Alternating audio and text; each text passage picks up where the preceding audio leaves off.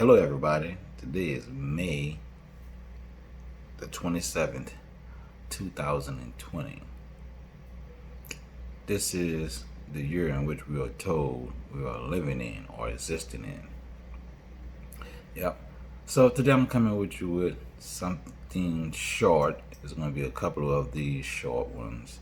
I want to talk about this book that I'm reviewing. It's called The 5 Languages of Love, or the 5 Love Languages. I may be saying it wrong. I haven't read the whole book yet. Really, I'm listening to it on Audible because, I don't have as much time as I want to sit down and read. So I am cheating. I'm listening to the book, but I did order it for my wife and so I'm going to read it when it comes in. I just want to listen to it first. Cliff notes. Yeah. But anyway, so far, very interesting book. Never quite heard anybody talk about love this way or dissect it, put it under the microscope. I recommend the book. I haven't reviewed the whole thing, but as far as it's going, seemed pretty legit. And if you have a good marriage, it will make it better. If you have a troubled marriage, it can help it, along with, meditation and prayer and doing the right thing.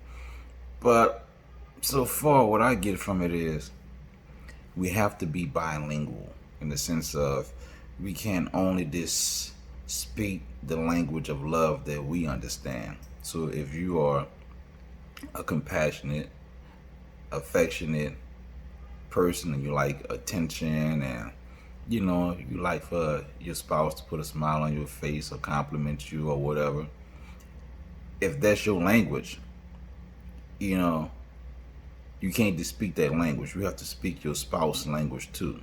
So if your spouse is a person who likes to be helped out and so and thus and so, you can't ignore the language that they speak, and vice versa. They can't ignore your language. So you both have to speak each other's language to make your relationship healthy.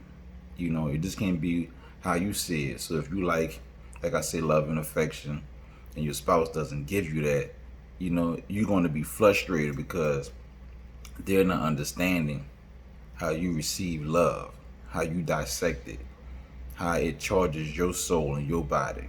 They only understand what they see, and they may be like, oh, he a punk, he's soft, he emotional. Or you may be like, man, she always so and so and blah, blah, blah. But if you speak each other's language, you can kill a lot of bugs and demons in your relationship. You can stop people from creeping in, desires and lust and bad judgments and mistakes that we can make from not understanding each other's language. Because what will happen is somebody will creep in, or a situation will creep in that will pull the other person away to a situation where their language is understood and they feel appreciated. And you don't want that to happen. It's a horrible thing. So what I'm saying is, become bilingual. I know it's hard. You might not have been raised that way. You might not have been in relationships previously that required you to speak more than one language. That's why you have been in so many relationships. But we have to speak more than one language. We can't be selfish and be arrogant and stubborn. Be like, man, I ain't doing that.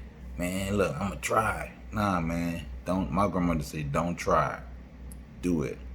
So if you want a healthy relationship, learn to speak your spouse's language and love to do it. You know what I'm saying? Like, do things that they like, even if it bothers you. Like, try to learn it. Push each other, motivate each other. All that stuff come into play. Say, for example, you play the bass guitar.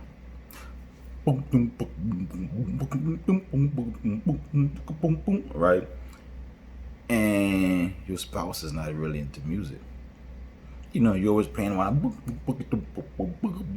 oh, cut that music on, and they nagging, and him nagging on the phone. So you may go out to the spot to go play. And there you are at the spot. And there's somebody sitting in the audience who loves music. Hey, how you doing? Oh, you play that bass pretty good. What is that? You know, and every time you play, they're there, they talking to you. Next thing you know, something pop off that it shouldn't have popped off. But if your spouse was interested in that what you do, even though they really don't like it, it wouldn't happen. So we got to learn to like the things that our spouses like, the things that they're interested in. You know, my spouse, for example, is a love shopping at Ross.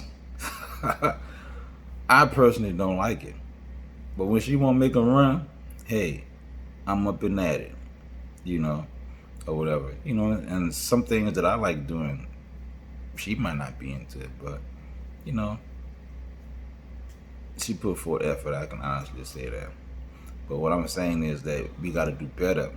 All of us who are in relationships, you know, we got to. Man, it's too many failed marriages, too many failed relationships over tiny stuff that can be prevented. But we all selfish and only worry about us. But you know, it's not just about us. We are a community. We are a group. And I'm gonna jump off for couples and go to family. You know, family have love languages. You know what I'm saying? I'm talking about your mom, your dad, your aunts, your uncle, your sister, your brother. And we gotta know how to speak their languages too, because man, families are breaking up, they fighting, they beefing, you know, not talking to each other, you know, putting each other in the legal systems and, you know, and suing in courts and all type of BS, man. Like, we destroying the fibers of family, man.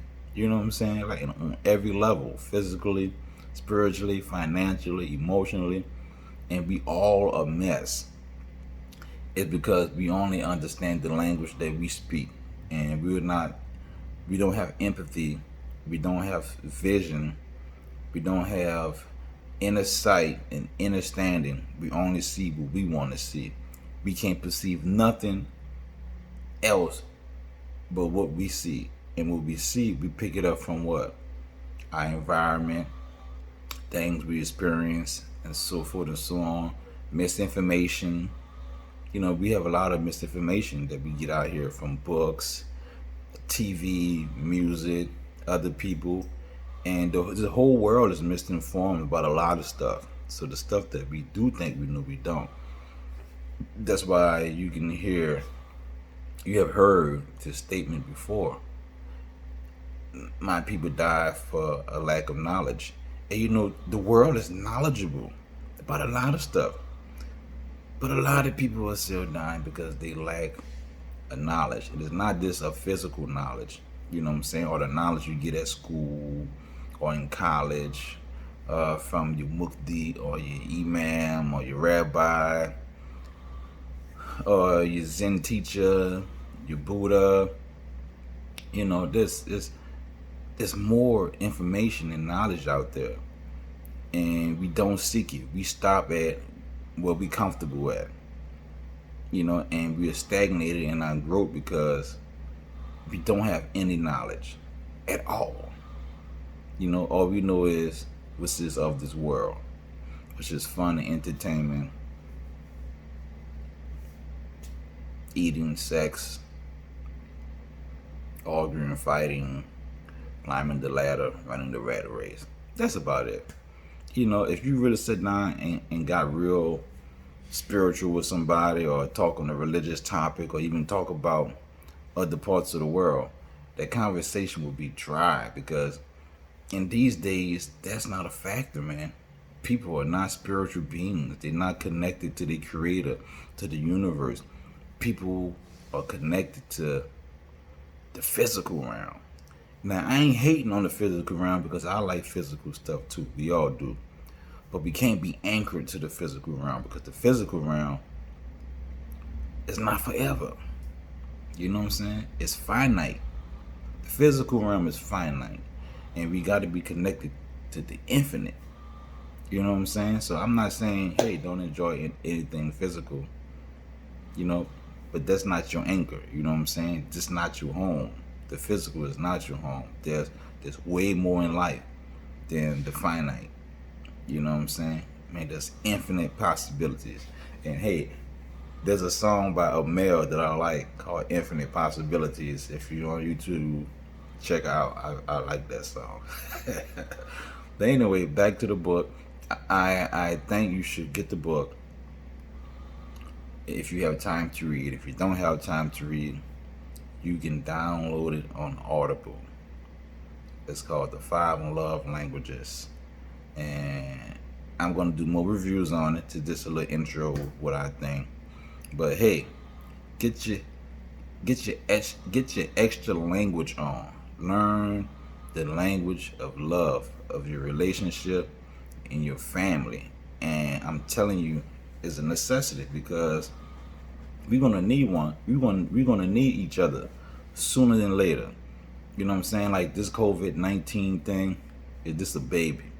You know, and I hate to jump topics again, but I've been researching articles, medical journals and stuff in different countries, not America, but all over the world. And this COVID is a baby. There's something greater on the way. And if we are discombobulated now as a family, in marriages and relationships, man, when it's time to pull on each other, that trust, that loyalty, that fight that we need to survive, not gonna be there. You know, so work on things, man. Learn some languages, some love languages. Speak them fluently. Know them like you know your favorite song. Know it like when you know your favorite TV show is about to come on. You know it. Do it for yourself. Do it for your spouse. Do it for your family. Do it for your community. You know what I'm saying? So that's all I got for right now. And I have another video I'm going to shoot today. And I'm going to let you know what it's about right now. I want to talk about the presidential election. I was listening to the Breakfast Club this morning on the way here. And some interesting stuff that I heard that I want to comment on. So I'm going to talk about Joe Biden in a little bit. And I'm going to talk about black people in America and how we've been shortchanged with every president that has been elected since we've been in this country. It is a topic that needs to be discussed, and I'm going to shoot a video on it sometime today. I thank you very much for listening to me talk about the 5 languages of love. If you got time, hey, get the book. Buy it. Download it. And if you can't download it or don't have the money to buy it, hey, hit me up in a comment and I'll send you a direct link to download it so you can listen to it. So leave a comment if you would like a link to the book. But if you want your own, some people don't like audio books. Some people like to read physical books. So hit me up, all right? Leave a comment down there. See you later. I got another one coming. Have a great day.